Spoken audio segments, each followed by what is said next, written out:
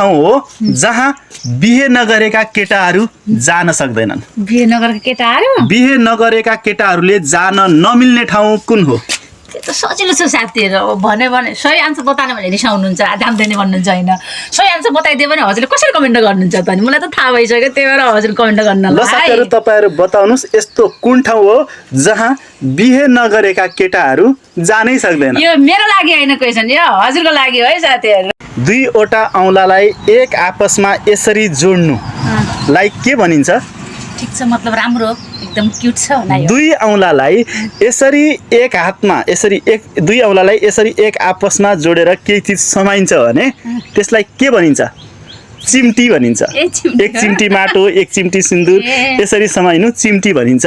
त्यसै गरी दुई हातलाई दुनो झैँ पारेर दुई हातलाई दुनो झैँ पारेर एक आपसमा जोड्नुलाई के भनिन्छ? अब दुई हात यसरी जोड्दा चाहिँ नमस्कार भन्ने बुझिन्छ साथीहरू होइन। तर यसरी चाहिँ जोड्दाखेरि चाहिँ के भन्छ खै, तपाईँहरू कमेन्ट गर्नु होला है। साथीहरू तपाईँहरू बताउनुहोस् दुई हातलाई दुनो झैँ, दुनो भने खै कस्तो?